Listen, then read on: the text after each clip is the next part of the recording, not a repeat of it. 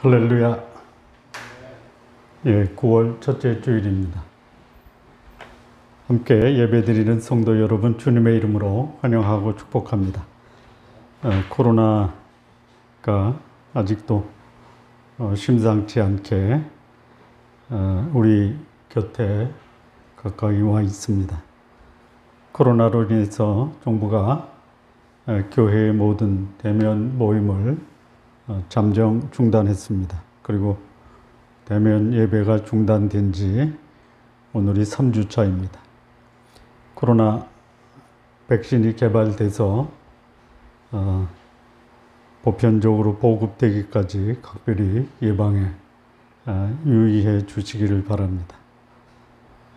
오늘 예배 가운데 하나님의 은혜와 평강이 충만하기를 간절한 마음으로 기원합니다.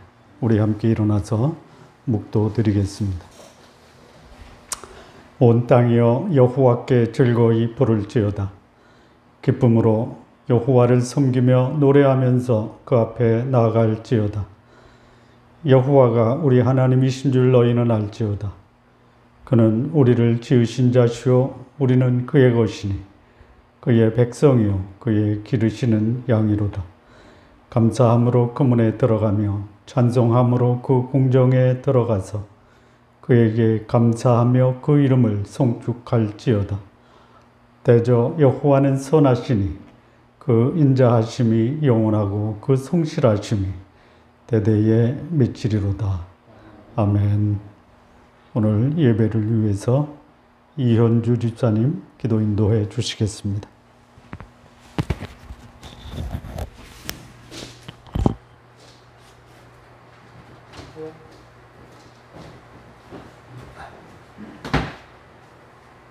기도드리겠습니다. 하나님 아버지, 오늘 우리에게 함께 하나님을 예배하는 복된 주일을 허락하여 주시고 신령과 진정으로 예배드리게 해주신 은혜에 감사드립니다. 지난 한 주도 우리의 이기적인 삶과 죄를 주님 앞에 고하오니 주의 자비와 사랑으로 용서하여 주시고 이 시간 주의 사랑과 은혜로 우리 마음 충만하게 하옵소서. 전 세계가 코로나19로 인해 불안하고 혼돈스러운 상황이지만 그 위험 속에서도 우리들을 안전하게 지켜주시고 우리를 인도하신 하나님 은혜에 감사드립니다. 우리나라 대한민국을 위해 기도드립니다. 대통령과 위정자들이 하나님을 두려워하고 정직하며 백성을 진정으로 위하는 정치를 하게 하여 주옵소서. 국민들이 한 마음으로 이 위기를 잘 극복할 수 있게 하여 주옵소서. 특별히 코로나 확진으로 고통당하고 있는 국민들을 기억하여 주시고 속히 완치시켜 주옵소서. 이제 코로나 전염병을 멈춰 주셔서 자유롭게 일상적인 삶으로 돌아갈 수 있게 하여 주옵소서. 이곳에 세우신 우리 좋은 나무 교회를 위해 기도합니다. 하나님을 영화롭게 하며 사람을 존귀하게 여기며 성품으로 행복한 교회가 되어 세상의 소망이 되는 교회와 성도들이 되게 하여 주옵소서. 코로나로 함께하지 못하는 우리 성도들을 보호하여 주시고 주의 사랑과 은혜를 날마다 경험하고 찬송하는 삶 되게 하소서. 이제 말씀을 증거하시는 목사님 영육간에 강건하게 지켜주옵시고 성령의 능력으로 함께하여 주옵소서. 우리 주 예수님의 이름으로 기도드립니다. 아멘. 주기도문 드리시겠습니다.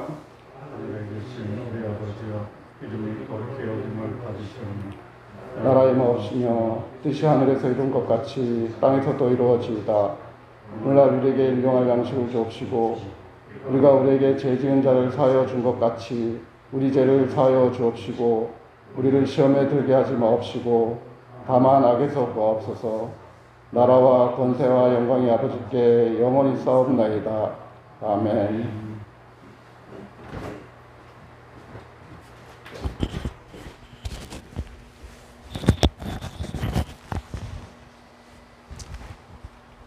오늘 함께 나눌 말씀입니다.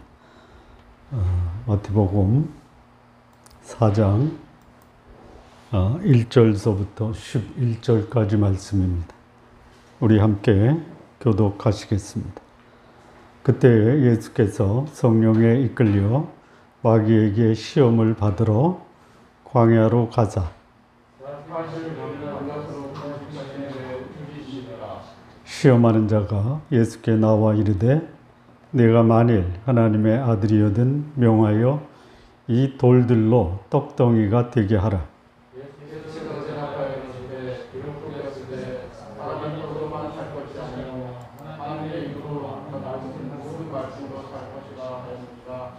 이에 마귀가 예수를 거룩한 성으로 데려다가 성전 꼭대기에 세우고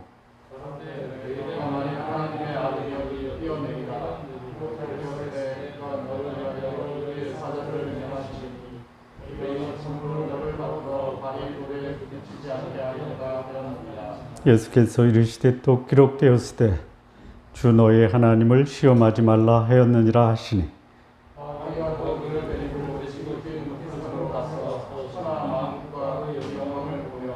이르되 만일 내게 엎드려 경배하면 이 모든 것을 내게 주리라.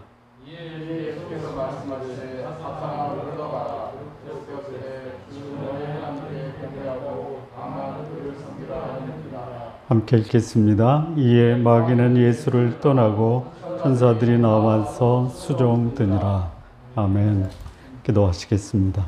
살아계신 하나님 아버지, 오늘 주 앞에 예배하는 우리 귀한 성도들 함께 모이지 못해도 있는 곳에서 주를 경배하고 또 주를 사랑하는 마음으로 주 앞에 마음을 모으고 주를 예배케 하옵소서. 감사하며 예수님의 이름으로 기도합니다. 아멘.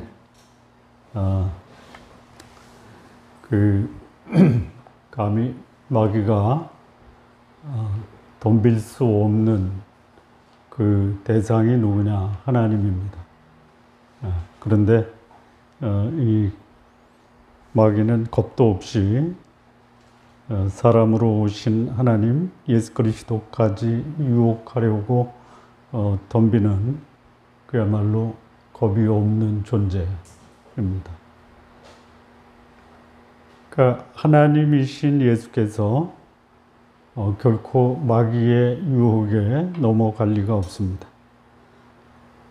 그런데 하나님까지도 유혹하고 무너뜨리려고 하는 이 마귀가 예수님을 믿는 어떤 존재도 그의 유혹의 대상에서 제외시키거나 면제시킨 사람이 없다라는 것이 최초의 인간 아담을 유혹해서 무너뜨린 이 마귀는 믿음의 조상 아브라함도 무너뜨리고 하나님 마음에 합했던 사람 다윗까지도 무너뜨린 그 장본인이 바로 마귀입니다. 그래서 어느 누구도 마귀의 유혹에서 제외된 사람이 없다라는 것이. 특히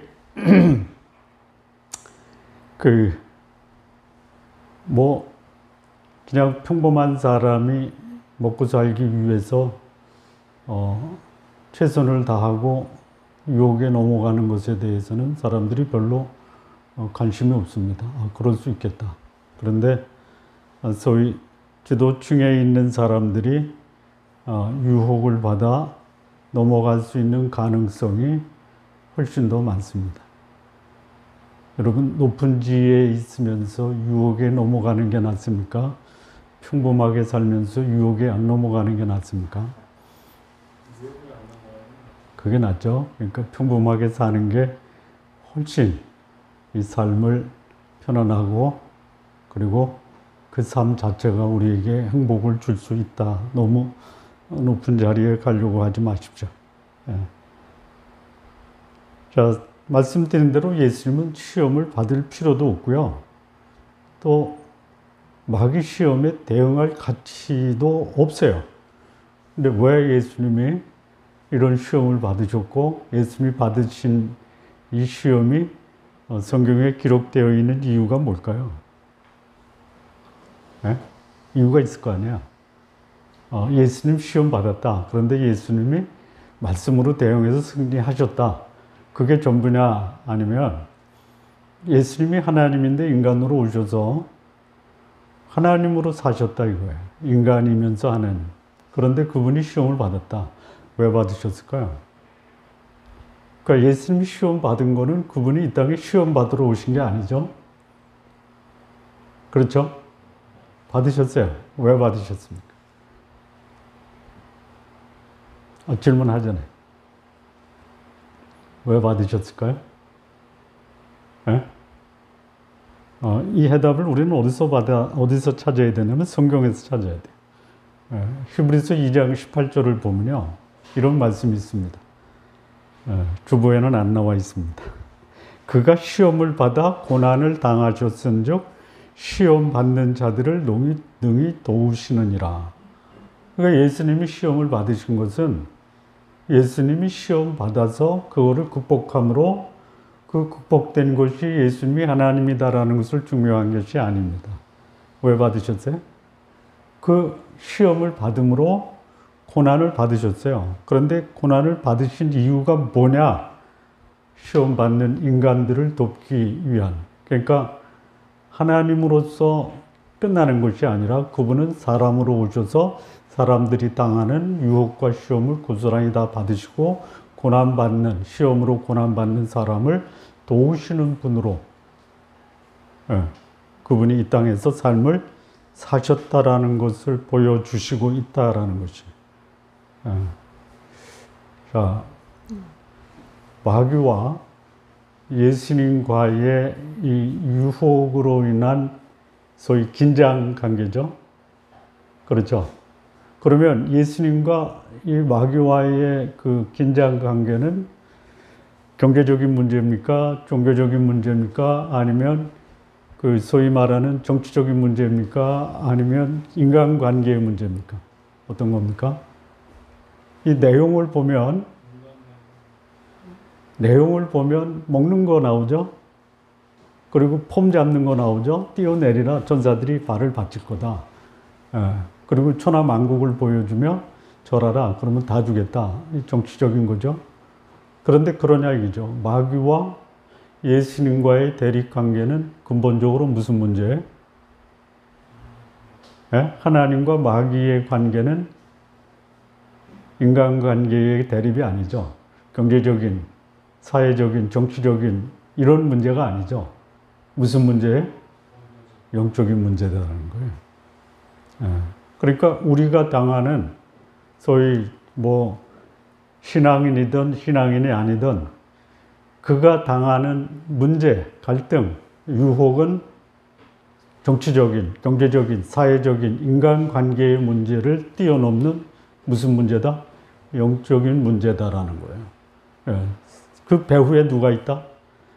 유혹하는 자가 있다라는 거예요. 유혹하는 자.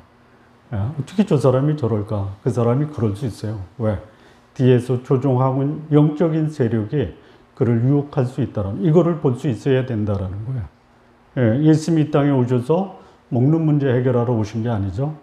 해결해 주셨어요. 그러나 그것이 근본적인 문제는 아니다라는 거예요. 인간관계 문제, 예수님이 오셔서 해결해 주셨어요. 그러나 그것이 예수님이 오신 근본적인 문제가 아니다라는.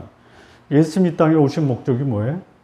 죄로 인해서 사망의 형벌을 받는 인간들을 하나님이 구원하기 위해서 예수님을 이 땅에 보내셨다는 거예요. 그러니까 우리 인간 사회에서 벌어지고 있는 모든 문제, 정치, 경제, 사회, 문화, 여기서 일어나는 문제의 원인은 어디에 있나? 영적인 문제에 있다라는 거예요. 그러니까 이 최초의 인간을 타락시킨 이 마귀, 이 마귀는요, 처음에 무엇을 시도하냐면 영적인 하나님과의 관계를 단절시키는 것부터 시작을 합니다. 그래야지 이제 이 마귀가 사람을 유혹해서 무너뜨리는데, 요 하나님과의 관계만 무너뜨리면요, 그 다음 무너뜨리는 거는 일도 아니죠. 일도 아니에요. 그래서 이 사단이 교묘한 마약을 사용해서 인간과 하나님 관계를 분리시키는 데 성공했고, 이로 인해서 인간 사회의 문제가 심각하게 더 큰 문제로 발전됐다라는 거예요. 더 큰 문제가 뭐예요? 첫째, 먹고 사는 문제. 아니, 사실 영적 문제가 제일 큰데, 그 다음에 이제 파생되는 문제가 뭐냐? 먹고 사는 문제. 그 다음에 소위 자기의 영광, 명예에 대한 폼 잡고 사는 문제, 그리고 통치의 문제까지 사단이 인간을 무너뜨리는 수단으로 사용했다라는 거예요. 그러니까 이 사단의 무기가 뭐냐? 첫째, 경제, 먹고 사는 문제. 여기에 지금 사실 먹고 사는 문제만 정치하는 사람이 해결하면 다 해결하는 거야. 그 다음에 이제 뭐냐면 소위 자기 명예, 영광, 이거 쉬운 말로 말하면 어떻게 하면 폼 잡고 살 수 있느냐. 여러분 폼 잡고 사십시오. 그러나 폼 잡고 사는데 마귀의 유혹에 넘어가지 마십시오. 세 번째는 뭐냐면 소위 통치, 정치에 출세하는 거예요. 그러니까 이게 비장의 무기예요. 이것으로 인해서 이 사단은 사람으로 하여금 꼼짝 못하게 묶어버리는 거예요. 근데 거기에 뭐가 있냐? 진리나 선함이나, 그리고 그것으로 인해서 서로 유익이 되는 것이 아니라 거기에 뭐가 있냐면 속임수가 있고요, 거짓이 있고요, 그리고 그것으로 인해서 나타나는 결과는 뭐냐면 추락, 파괴, 그리고 절망, 이런 거를 가져올 수 있는, 이 사단의 유혹에 넘어가면 그 결과는 뭐냐? 자기 자신이 파괴되고, 가정도 파괴되고, 사회도 파괴되고, 나라도 망할 수 있는 엄청난 문제를 가져올 수 있다. 사단의 본질적인 특성이 뭐예요? 사단의 본질이 뭐예요? 사단을 가리켜 뭐라고 얘기하냐면 거짓의 아비다. 그러니까 거짓말은 누구에게 속한 거다? 마귀에게 속한 거예요. 우리 성도님들 곧 죽어도 거짓말을 하지 마십시오. 하지 마십시오. 여러분, 거짓말 중에 전형적인 거짓말이 뭘까요? 새빨간 거짓말. 거짓말이 색깔이 보이나 보죠. 거짓말 중에 가장 전형적인 거짓말이 뭘까요? 이런 거예요. 근데 장을 지죠. 여러분, 장 지지지 마십시오. 그게 뭐예요? 맹세예요, 맹세. 여러분, 맹세, 저도 맹세했어요. 맹세하고 결혼했어요. 지키지 못해서 그렇지.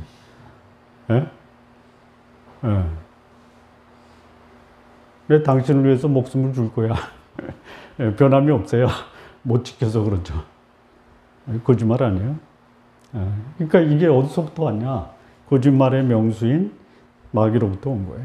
이 거짓말이 사실 우리가 살고 있는 모든 공동체의 근본적인 문제의 원인이다, 이렇게 보시면 돼요. 그런데 이 거짓말을 가지고 사단이 활용하는 소위 범위가 아까 말한 것처럼 경제 문제예요. 이 경제 문제를 성경적인 용어로 바꾸면 육신의 정욕이에요. 그 다음에 보는 명예, 폼나는 것, 그리고 자기 눈에 좋은 걸 취한 안목의 정욕이에요. 그리고 그야말로 사람들을 위해 굴림해서 사람들을 지배하려고 하는 소위 인생의 자랑. 여기 이 사단이 사용하는 여기에 한번 걸려들면 진짜 빠져나오기 어려워요. 어려워요. 이런 문제 때문에 개인이 무너지고, 가정이 무너지고, 직장이 무너지고, 나라도 무너질 수 있다는 거예요. 근데 이런 유혹을 누가 받았냐? 예수님이 받았어요. 왜? 왜 받았어요? 늦게 오신 분은 못 들어서 모를 거예요. 왜 받으셨어요? 예수님이 인간으로 오셔서 인간의 연약함을 감당하시는 거 아니에요. 그래서 그가 하나님이시다 하더라도 우리가 당하는 연약한 이 시험을 친히 받으세요. 그래서 유혹받는 우리를 도울 수 있는 분이 누구냐? 예수 그리스도입니다. 그래서 이 사단의 무기는 역사 속에서 수많은 사람들을 무너뜨렸어요. 심지어 하나님의 위대한 사람도 여기에 무너져요. 지금도 무너지고 있어요.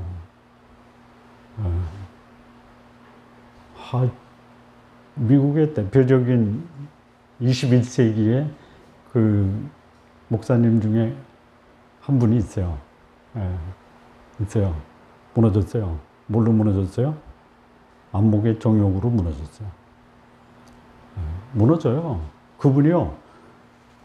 그분과 유사한 미국 연계에 아주 결정적인 영향을 줬던 그분도 안목의 정욕으로 무너졌는데 이분이 가서 도와주고 회복시켰어요. 근데 나중에 보니까 이분도 거기 걸려버렸어요. 뭐 하나님 믿는 사람도 소위 이 사단의 유혹에 넘어가면요 그냥 꼬꾸라지는 거예요. 우리 성도님들 조심하시고요. 저도 조심할 수 있도록 기도해 주세요. 저라고 예외가 될 수 없어요. 자, 그러면 사람으로 오신 예수님, 이 마귀의 시험을 어떻게 극복을 했는가? 그리고 예수님이 그 받으신 시험의 내용이 조금 더 우리 삶에 적용하기 위해서 어떤 시험을 받으셨는가? 예수님이 받으신 시험과 그 받으신 시험을 승리하신 그 비결이 뭔가? 자, 첫 번째 이제 예수님이 받으신 시험은요, 그리스도를 포함해서 모든 인간이 받을 수 있는 전형적인 유혹입니다. 이 유혹에서 제외된 사람이 없어요. 첫 번째 유혹이 뭐냐? 4절 보면 시험하는 자. 이 시험은요, 테스트가 아닙니다. 영어로 얘기하면 temptation이라고 그래요. 그러니까 테스트는 세우려고 하는 목적으로 그 단련시키는 게 테스트예요. 그러니까 그 소위 금강석에 있는 순금을 빼내기 위해서 용광로에 그 재련되는 과정이 테스트라고 한다면 템프테이션은 뭐냐면요. 그 돌멩이에다가 금가루 씌워가지고 이거 구미야 이게 템프테이션이에요. 그거는 별로 힘들지 않아요. 속아 넘어가죠. 그러니까 테스트는 세우기 위한 거고 템프테이션은 무너뜨리기 위한 거예요. 여기 시험하는 자는 테스트 하는 사람이 아니고요. 템프테이션 하는 자예요. 마귀예요. 그러니까 시험하는 자가 예수께 나와 이르되 내가 만약 하나님의 아들이거든. 마귀가 예수님의 네가 하나님의 아들이야? 라고 물어볼 수 있어요. 그렇게 감히 덤벼요. 예수님은 마귀가 네가 하나님의 아들이거든 이 돌을 명해서 떡덩이가 되라 하라. 그 말을 듣고 그 말에 순종해서 그래야지만이 하나님의 아들로 입증되는 분이 아니에요. 그런데 마귀는 하나님의 아들이거든 돌들로 떡덩이가 되게 하라. 근데 이런 그 유혹을 하게 된 배경이 뭐냐? 40일을 금식하셨어요. 40일 금식하고 줄이지 않는 분이 어디 있어요. 그리고 돌이라도 씹어 먹고 싶은 그런 심정이죠. 그러니까 그 약점을 이용해서 마귀가 유혹하는 거예요. 여러분 먹고 살기 어려울 때 한 건만 올려라 그러면 준다. 뭐 넘어가지 않은 사람이 어디 있어요. 이런 그 시험을 받아요. 우리도. 그럼 이럴 때 예수님이 어떻게 하셨냐? 예수님이 하신 말씀이 뭐예요? 사람이 떡으로만 살 것이 아니요 하나님의 입으로부터 나오는 말씀으로 살 것이라. 자, 이 육적인 필요가 있어요. 채워야 돼요. 그런데 육적인 필요와 영적인 필요가 있을 때 이런 거 있죠. 배불러도 곤고한 사람이 있어요. 배고파도 풍성한 사람이 있어요. 영혼이 부유하면 육체가 피곤해도 곤비치 않고 독수리 날개치며 올라갈 수 있다라는 것이 하나님 약속의 말씀이에요. 그러니까 내가 왜 이렇게 피곤하고 힘들지? 왜 그래요? 못 먹어서 그래요? 아니라다라는 거예요. 여러분 가장 배부른 게 언제예요? 가장 배부를 때가 언제예요?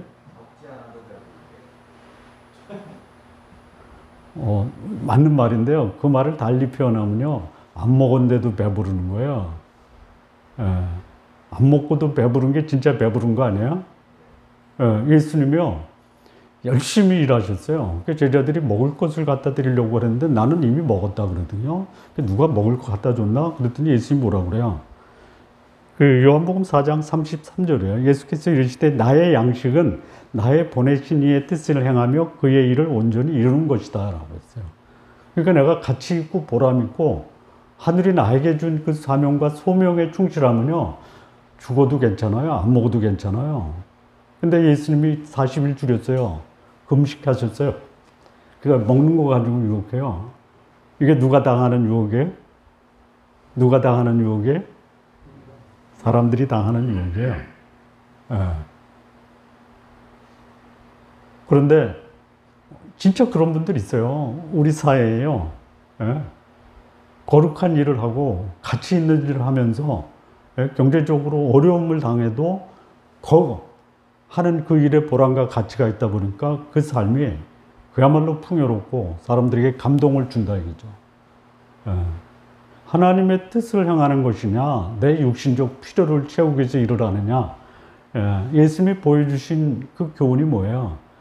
진짜 풍요롭고 부유하고 배부른 삶을 살려면 나를 향한 거룩한 하나님의 뜻 앞에 내 삶을 헌신하라.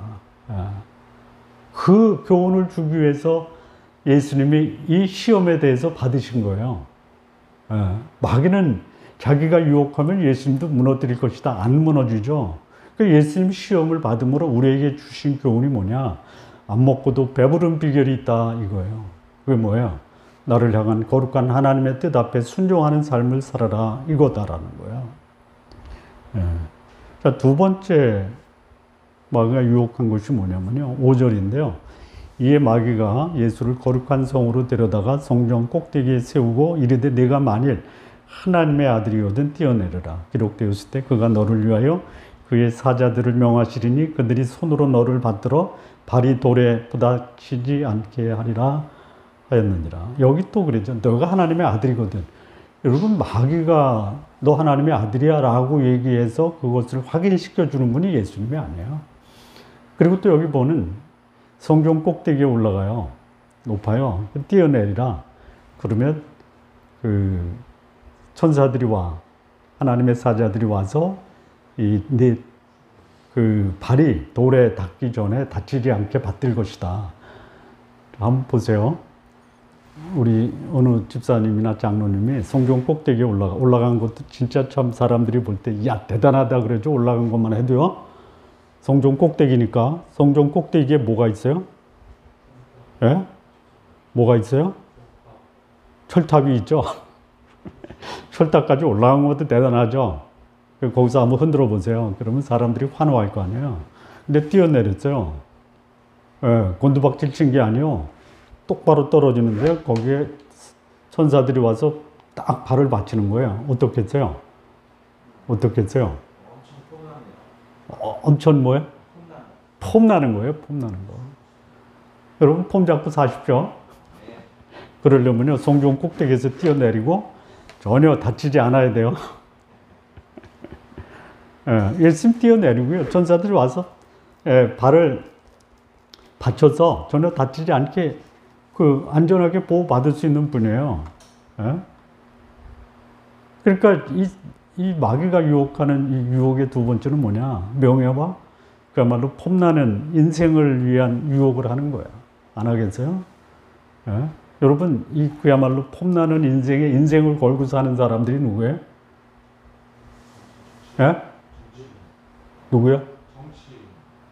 정치인보다 또 있잖아요. 연예인이에요, 연예인. 그리고 이제 정치인도 그렇죠. 그 연예인과 정치인의 공통점이 뭐예요?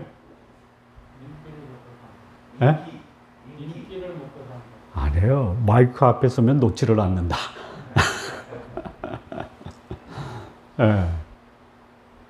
폼 잡는 거예요, 폼. 여러분, 이 정치인들 초대할 때요, 제일 중요한 게 뭐예요? 이 정치인들은 어디다 앉혀야 돼요? 폼 나는 자리에 앉혀야 돼요. 이게 그들이 살아가는 삶의 목적이에요. 그들의 목적이 아니라 모든 인간이 그런 유혹에 넘어갈 수 있어요. 자, 근데 예수님이 그런 명예나 폼 잡는 곳에 관심이 있습니까? 예? 예수님은 본래 어떤 분이에요? 하나님이시죠? 하나님 어떤 분? 영광의 하나님이라 그러잖아요. 예? 빛나는 하나님 아니에요. 예? 하늘의 영광을 내리고 그야말로 제한된 인간의 육체를 입고 오셨어요. 근데 그분이 무슨 폼나는 인생을 원해? 나 여기에 폼 잡으러 온 게 아니야. 이런 거예요. 예? 예수님은 이 땅에 폼 잡으러 온 게 아니고 어떻게 하러 오셨어요? 죽으러 오신 거예요. 죽으러. 사실 예수님은 부활하셨어요. 근데 그분의 오신 목적은 부활하러 오신 게 아니잖아요. 죽으러 오신 거 아니에요. 죽으러 온 하나님한테 이 마귀가 유혹하는 게 뭐예요? 예? 너 영광스럽게 하고 폼나는 인생을 너한테 줄게. 나한테 여기서 뛰어내려. 아니라는 거예요. 그를 예수 그리스도를 믿는 하나님의 사람들의 삶의 모습, 우리도 넘어가죠. 요즘 한국 교회가 욕먹는 이유가 뭐예요? 폼 잡는 게 아니라 폼 잡으려다가 욕먹는 세상이 돼버렸어요. 폼 잡을 필요 없어요. 물론 의를 위해서 자기 삶을 드리는 것은 마땅한 건데요. 그렇게 안 보인다라는 게 문제죠. 저는 제 직장생활 경험을 통해서 공무원도 하고 다 해봤는데요. 공무원을 그 한자로 뭐라 그래요? 공무원도 한자죠. 공복이라 그러죠. 공복. 예? 공복. 복자가 무슨 복자예요? 그렇죠. 그러니까 국민의 종이다라는 거예요. 예. 그 생각만 가지고 공무원 생활하면 되는 거예요.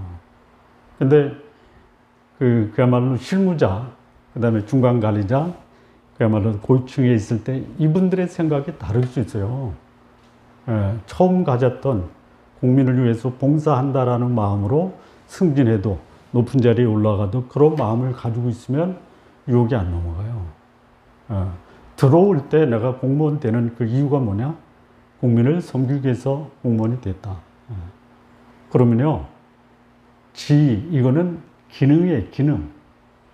그게 인격이나 권한이 아니에요. 기능에 나에게 이런 역할을 주어줬다. 역할과 기능의 차이더라는 거예요. 그런데 이제 예수님이 이 땅에 오신 그 근본 목적이 뭐냐? 섬기러 온 거예요. 죽으러 오신 거예요. 근데 거기다 대놓고 너한테 영예를 주고, 명예를 주고, 영광을 주고, 폼 잡는 인생을 살게 하겠다. 여러분, 폼 잡지 마시고요.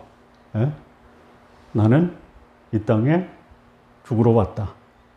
사실 예수님이 이 땅에 오셨을 때요, 그분은 뭘 가지고 오셨어요? 이미 영광을 가지고 오셨어요. 요한복음 1장 14절에 보면 말씀이 육신이 되어 우리 가운데 거하심에 우리가 그의 영광을 보니 아버지 독생자의 영광이요. 은혜가 진리가 충만하더라. 진정한 영광은 뭐예요? 은혜와 진리로 충만한 상태가 영광이고요. 그게 그 사람의 삶을 빛내는 거예요. 사람들 앞에 폼 잡으려면 뭐가 있으면 돼요? 은혜와 진리가 있으면 되는 거예요. 이게 가장 폼나는 인생이에요. 성전에서 뛰어내려서 사람들이 환호하고 박수하는 게 폼나는 인생이 아니다라는 거예요. 그래서 하나님이 높이시는 폼나게 하나님이 만들어주는 사람이 어떤 사람이냐? 베드로전서 5장 5절 6절에 보면요. 젊은 자들아 이와 같이 장로들에게 순복하고 서로 겸손으로 허리를 동이라. 하나님이 교만한 자를 대적하시되 겸손한 자에게는 은혜를 주시느니라. 그러므로 하나님의 능하신 손 아래서 겸손하라. 때가 되면 너희를 높이시리라. 이 높이신다라는 말을 다른 말로 바꾸면요. 때가 되면 네 인생을 폼나게 하실 것이다. 누구를 하나님이 그의 인생을 폼나게 하세요? 겸손한 사람이에요. 예수님이 친히 말씀하셨어요. 마태복음 23장 12절에서 누구든지 자기를 높이는 자는 낮아지고 누구든지 자기를 낮춰지는 자는 낮추는 자는 높아지리라. 이게 성경의 역설이에요. 남이 안 알아주니까 나 스스로 높다고 폼 잡는 사람 추락하는 거야. 이름도 없이 빛도 없이 자기를 낮추고 사는 사람 하나님께서 그를 높은 자리에 올리셔서 그 인생을 영광스럽게 폼나게 만들어 주시는 분이 하나님이십니다. 하나님께서 여러분의 삶을 높이실 때까지 결코 스스로 높이려고 하지 마십시오. 자, 세 번째 유혹이 뭐냐면요. 8절 9절인데요. 마귀가 또 그를 데리고 지극히 높은 산으로 가서 천하만국과 그 영광을 보여 이르되 만일 내가 엎드려 경배하면 이 모든 것을 내게 주리라. 예. 그 천하만국을 보여주며 엎드려 경배하면 모든 것을 주리라 이렇게 유혹을 해요. 이게 뭐예요? 예. 천하만국을 보여줘요. 준다 이거예요. 뭐예요? 예. 천하의 통치자가 되는 거 아니에요? 권력을 주는 거예요. 그리고 또 이 마귀의 유혹의 전형적인 수법 중에 하는 게 뭐냐면 보는 게 진리다라고 유혹하는 거야. 예. 여러분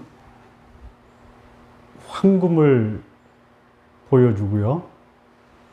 섬김을 보여줘요. 낮은 자세. 그럼 뭘 취합니까? 황금이 좋아 보여요? 낮게 섬기는 게 좋아 보여요? 황금이 좋아 보이죠. 그래서 그걸 선택하면 어떻게 돼요? 황금의 노예가 되는 거예요. 낮은 자리에서 섬기면 어떻게 돼요? 더 낮아질 데가 없어요. 그러면 낮은 자리에서 섬기는 사람에게 주어진 그 미래는 뭐예요? 올라가는 것밖에 없어요. 예. 그런데요, 보는 게 진리다 이렇게 얘기해요. 보는 게 진리다. 아니에요. 예. 보이지 않는 것이 진리인 게 너무너무 많아요. 예. 그런데 보이는 것만 추구한다 이거죠. 예. 어제 제가 야구 해설위원들이 이제 그 대담하는 거를 들었어요. 그 주제가 뭐냐? 어떤 선수가 승승장구하냐? 예. 그분들이 다 프로야구 출신들이에요. 해설위원들이. 그런데 그런 얘기 하더라고요. 보이려고 훈련하는 사람은 반드시 추락한다. 그런데 실력이 없고 인성이 좋고 성실하면 100% 성공한다. 그 인성이 뭐냐? 그때 이제 그런 얘기 하는 거예요. 자기 약점을 인정하면서 배우려고 하고, 그리고 낮은 자세로 다른 선수들 필요를 채워주고, 분위기 메이커 되고, 이게 인성이다라고 하는 게 야구 선수 출신의 해설위원들이 그래요. 그 감독이 퇴근하기 위해서 엘리베이터를 타고 그 지하에 내려가서 그 차를 타고 가려고 하는데 그 지하실 거기에 그 연습실이 있대요. 연습실. 근데 평소에 퇴근 시간은 불 꺼 있고 문이 잠겨 있는데 불이 켜 있더라 이거예요. 그래서 가서 봤더니 그 진짜 실력 없는 선수가 배트 잡고 연습하더라 이거예요. 연습. 그래서 그 다음날 그 경기에 그 뭐라 그러죠? 그 출전 명단. 거기 껴줬다라는 거야. 실력이 있어서 껴준 게 아니라 저렇게 성실하게 연습하는데. 그러니까 이 마귀는 그야말로 이거야. 높은 자리에서 통치하고 눈에 보이면 그것이 자기한테 유리하다. 근데 그렇지 않을 수도 있다라는 거야. 우리가 넘어가기 쉬운 것이 뭐냐? 손에 잡히는 권력, 그리고 그것을 얻기 위해서 소위 말하는 그 뭐 있죠? 마키아벨리의 군주론에 나오는 공모와 술수예요. 여기에 넘어가지 말라라는 거예요. 넘어가지 말라라는 거예요. 자, 예수님께 이 유혹이 넘어가겠습니까? 예수님이 어떤 분이에요? 본래 이 세상을 창조하시고 통치하시는 통치자예요. 그런데 마귀가 데리고 올라가서 나한테 절하면 내가 다 주겠다. 가당치나 합니까? 가당치 않은 거예요. 이미 예수님은 이 땅의 창조주이고 이 땅의 통치자예요. 근데 예수님 앞에 와서 나한테 절하라. 예수님이 마귀한테 절해서 그 통치권을 얻으러 오신 게 아니잖아요. 예수님이 이 땅에 오신 것은 뭐야? 낮아질 대로 낮아지기 위해서 오신 거 아니야. 그 예수를 믿는 사람들의 삶의 그 모습에 이 예수님이 받으신 유혹을 우리가 어떻게 적용하고 반영할 수 있느냐. 성실하게 일해서 먹고 사는 문제 해결하십시오. 그러나 더 중요한 것은 뭐냐? 보람 있고 가치 있는 일을 하라라는 그 교훈을 주시는 거고요. 두 번째는 뭐냐? 폼 잡고 명예를 추구하는 삶이 아니라 낮아지고 겸손한 삶을 찾아라. 세 번째는 뭐예요? 저라면 통치권을 주겠다. 아니다 이거죠. 예수님이 이 땅에 통치하러 오신 분이야. 죽으러 오신 거예요. 섬기러 오시고요. 인자에 온 것은 섬기려 하고 자기 목숨을 많은 사람들의 대성물로 주려 하심이라라는 거예요. 자, 그 다음에 이제 예수님이 이 마귀의 유혹으로부터 승리했는데 어떻게 했느냐? 이 두 가지가 있어요. 첫 번째 보면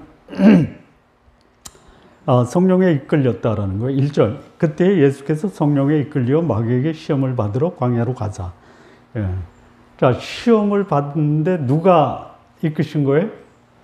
성령이 이끄신 거예요. 아니 성령이 예수님을 유혹받는 대로 인도하세요. 여러분이 혹시 시험을 받을 때 이 시험은, 이 유혹은 하나님이 나를 이 유혹을 받는 대로 인도하셨어. 이렇게 생각하면은 그 시험 받을 때 기분이 어떠겠어요? 하나님 장난치시나 이런 느낌이겠어요? 아니로구나. 하나님이 이 유혹권에 나와 함께 하심으로 이 유혹을 능히 극복하게 하시겠구나 라고 생각하시겠어요?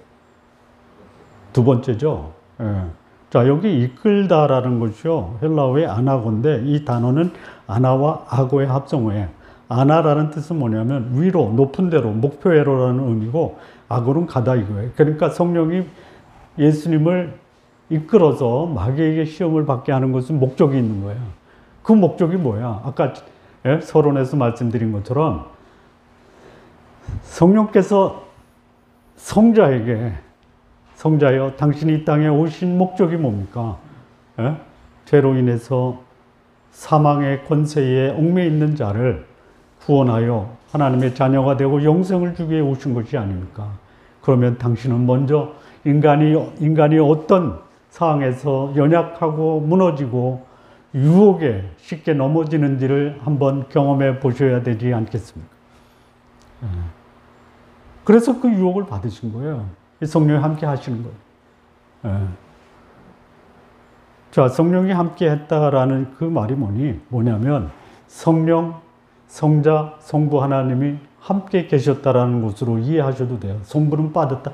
아니죠. 성부께서는요, 이 모든 것을 총괄하시는 거예요. 하나님 아버지께서는. 그리고 그것을 지켜보시는 거예요. 우린 지난 시간에 성부께서 하늘에서 소리가 있잖아요. 성부는 등장하지 않습니다. 그리고 내 사랑하는 아들이여 내 기뻐하는 자다. 그러니까 이 시험을 당하실 때 성부께서는 하늘에서 보시면서 내 기뻐하는 자다라는 것을 계속 성자께 말씀을 극복하시는 거예요. 뭘 극복해요? 인간이 겪는 그 고통이 무엇인지를 알고 그 고통 가운데서, 유혹으로 인한 고통 가운데서 그것을 해결하심으로 예수 그리스도를 믿는 사람들이 그런 문제에서 능히 극복하고 일어서게 하실 것이다라는 하나의 모델이 되셨다라는 거예요. 그러니까 예수님의 생애는 언제나 홀로 계신 것이 아니에요. 성부와 성자와 성령이 함께 계셔서 예수님의 마지막까지 십자가를 주시는 그 삶을 감당하게 하셨다라는 것이에요. 그렇다면 우리도 어떻게 해야 돼요? 여러분, 우리 내 인생을 살 수 있겠다. 살아보십시오. 그런데 어느 누구도 홀로 쓸 수 있다라고 생각하는 그 순간 넘어질까 조심해야 돼요. 하나님을 믿는 사람은 그의 성령께서 우리를 인도하도록 내 인생을 그분께 맡길 수 있어야 된다. 자, 두 번째 예수님이 이 마귀의 유혹으로부터 승리할 수 있었던 두 번째 비결은 뭐냐면 4절, 7절, 10절에 예수께서 대답하여 이르시되 기록되었을 때라는 말이 반복이 돼요. 그러니까 예수님이 유혹에서 승리할 수 있었던 것은 이 성령의 감동으로 기록된 하나님의 말씀으로 무장되었다라는 것이에요. 자, 한번 여쭤볼게요. 예수님은 그냥 날 때부터 하나님의 말씀으로 가득 찬 하나님의 말씀으로 날 때부터 무장돼 있다. 아니다. 예수는 평생을 통해서 하나님의 말씀과 가까이 하고 그 말씀을 묵상하고 그 말씀을 암송하고 그 말씀을 공부하고 그리고 그 말씀대로 살면서 그 말씀이 몸의 체질화가 되었다. 두 번째죠. 그렇게 하십시오. 제가 그 중고등학교 대학 시절에 그 어떤 목사님들 보면 말씀이 줄줄줄줄 나오잖아요. 이야, 대단하다. 저는 그때 누가 어떤 신앙적 문제를 가지고 저한테 질문 대답을 못해요. 왜 대답을 못해요? 아는 게 없으니까요. 그분한테 가면 그냥 줄줄줄줄 내가 가지고 있었던 문제에 대한 해답을 주시는 거예요. 그분 집에 갔더니요, 온 방이 다 책이에요. 야, 그분의 지금 그 기념관이 있는데요. 기념관이라기보다는 그냥 쉼터예요, 쉼터. 그 쉼터가 공개되고 개방됐는데요. 그 커피숍으로도 만들었는데요. 한 100평 돼요, 100평. 근데 1층, 2층으로 되는 그 사면이 다 그분의 책이요. 거기만 있는 게 아니에요. 집에도 있고요. 또 사무실에도 있고요. 야, 그분은 평생 돈 모아서 책만 샀나 봐. 그래서 여쭤봤어요. 다 읽으셨어요? 아니, 다 읽긴. 그냥 어떤 거는 제목만 보고 남기기도 하고. 근데 이분이 고등학교 때 전국 독후감대, 섹스피어 5대 비극을 읽고 그 독후감을 쓰는 전국 고등학교 경진대회에서 1등을 하신 분이에요. 그때부터 벌써. 그래서 제가 그분을 능가할 수는 없어요. 근데 제가 그런 다짐을 했어요. 그분이 만약에 성경을 1000구절을 암송하면 나는 1001구절을 암송하겠다라는 다짐을 했어요. 근데 그분이 몇 구절을 암송했는지 몰라요. 근데 저도 하여튼 암송하는 데는 그분보다 좀 한 구절이라도 더 많이 하겠다. 그러니까 이 마귀의 유혹을 대응하는 결정적인 대응책은 뭐냐? 기록된 하나님의 말씀으로 나에게 주어지는 유혹을 대응하는 거예요. 아무런 준비 없이 마귀가 유혹할 때요, 100% 다 넘어가요. 자, 다시 한번 정리를 하면요. 예수님이 먹는 문제, 육신의 정욕을 가지고 유혹을 받을 때 말씀하셨어요. 떡으로만 살 것이 아니요 하나님의 입에로 나오는 말씀이다. 그런데 이 말씀을 예수님 자신이 아까 말씀하신 것처럼 내 양식은 나를 보내신 이의 뜻을 행하는 것이다. 폼나는 인생을 마귀가 유혹했어요. 너 나한테 들으면 내 말 뛰어내리면 폼나는 인생 주겠다. 예수님이 자랑한 게 뭐예요? 예수님이 자랑하신 게 뭐예요? 성전 꼭대기에서 뛰어내려서 천사가 나를 떠받치는 게 폼나는 거예요. 예수님이 자랑하신 게 뭐예요? 뭐예요? 십자가 외에는 자랑할 것이 없다 그랬어요.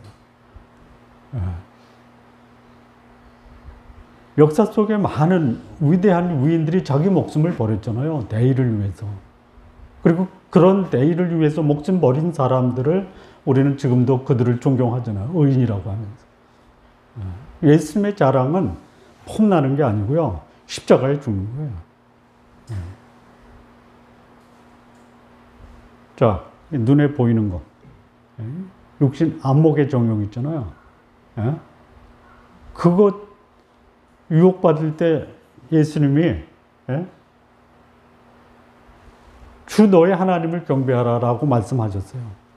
그럼 오늘 우리가 어떻게 그런 안목의 정욕, 보이는 것에 가치를 두는 그런 유혹을 받을 때 어떻게 우리가 대응할 수 있어요?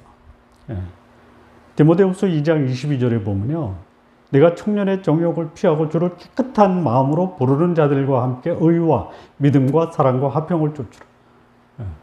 그러니까 말씀으로 무장되지 않으면 얼마든지 마귀의 유혹 앞에서 그냥 속도롭게 무너질 수 있어요. 우리가 주의 말씀을 알고 그 말씀 안에서 자라가고 진리의 말씀으로 거룩한 삶을 살아가는 그 삶이 예수님이 우리에게 가르쳐 주신 교훈이다. 자, 마무리 짓겠습니다. 예수님의 시험은 태초의 인간 아담으로부터 시작해서 지금까지 모든 인간에게 사용한 사단의 전형적인 유혹의 내용. 오늘을 사는 모든 사람, 그가 그리스도이든 아니든 상관하지 않고 그 유혹으로 사단은 사람을 넘어뜨리고 심지어 파괴시킨다라는 거예요. 역사를 통해서 확인한 것이 뭐냐? 사단의 유혹을 받음에도 넘어가지 않을 수 있는 방법이 있고 그 사단의 유혹에서 승리한 사람도 있다라는 거예요. 유혹을 받아서 유혹의 바다에서 수용하지 마십시오. 벗어나야 됩니다. 유혹에 넘어간 다음에 회개하는 것이 아니라 유혹에 넘어가기 전에 유혹으로부터 멀어진 삶을 살아야 된다. 이거예요. 어둠의 영이 아닌 거룩하신 하나님의 성령과 함께 동행하는 삶을 사십시오. 그리고 하나님 말씀으로 나를 무장시키시기 바랍니다. 우리 성도 여러분, 죄를 짓지 않을 수는 없어요. 그러나 죄를 예방하는 삶을 사시기 바랍니다. 혹 죄를 지었다면 죄를 청산하는 자백과 회개로 하나님 앞에서 사함을 받는 그런 거룩한 하나님의 자녀들이 되시기를 바랍니다. 기도하시겠습니다. 하나님 아버지 감사합니다.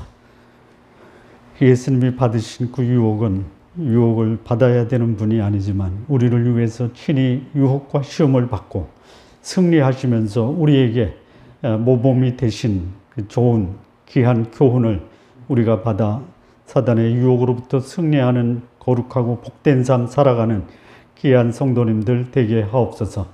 예수님의 이름으로 기도합니다. 아멘.